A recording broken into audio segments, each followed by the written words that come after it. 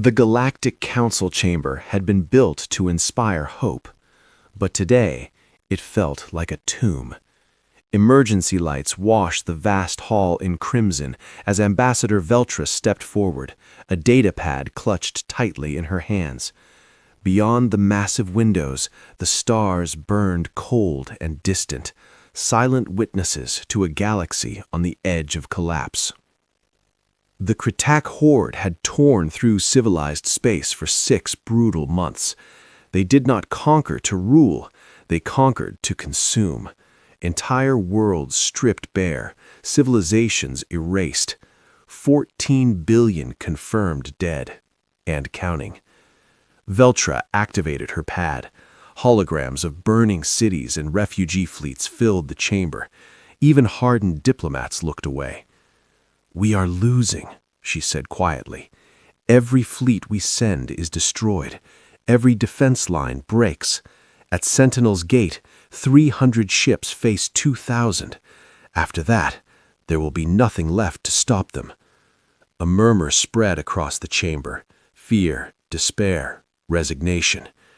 "There is one option remaining," Veltra continued, her voice steady despite the weight of what she was about to say. "One species we have never asked for help." Silence fell. "No," snapped Counselor Jark, "not the humans." Chaos erupted. Humans were dangerous, unstable, violent. 2 centuries earlier, during First Contact, the Council had made a terrible mistake, sending a subjugation fleet instead of diplomats. Humanity's response had been swift and unforgiving. 300 Council ships reduced to wreckage. Then, Earth vanished behind a quantum barrier, their final message clear: "Leave us alone." "They are monsters," one representative hissed. "They use nuclear weapons in space. They ram ships rather than surrender." "A species that refuses slavery," Veltra replied. "A species that may be our last hope." The vote passed by a narrow margin. Hours later, a distress beacon was sent to Sol, footage of genocide, data fleets, and a single plea for forgiveness. Then, they waited.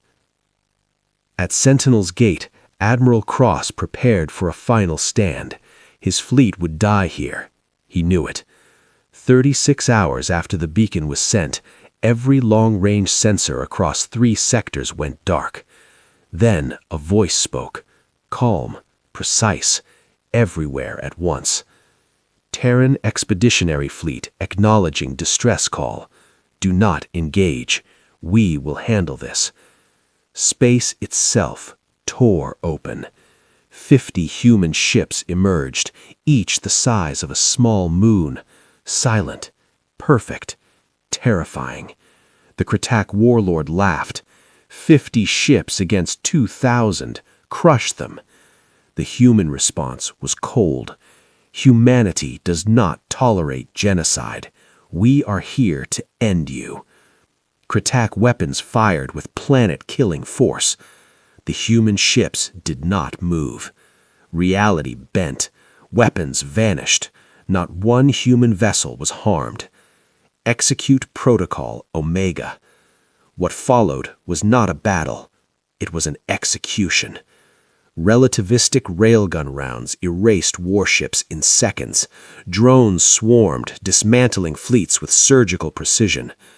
2,000 Kretak ships were destroyed in 6 hours. 0 human casualties.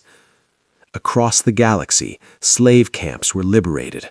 Prisoners were fed, healed, protected. When the Kretak finally surrendered, humanity showed no mercy, but no cruelty either. Their empire was dismantled, their weapons destroyed, their skies forever watched. At the emergency session that followed, Fleet Admiral Jang placed a single document on the council table, the same treaty humanity had offered 2 centuries ago. Equality, sovereignty, peace. "We could rule you," Jang said calmly, "but we remember what it is to be weak. We choose not to become what you fear."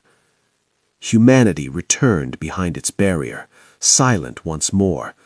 The galaxy slept easier knowing the truth. Somewhere beyond the stars, the monsters they once feared were watching, not as conquerors, but as guardians.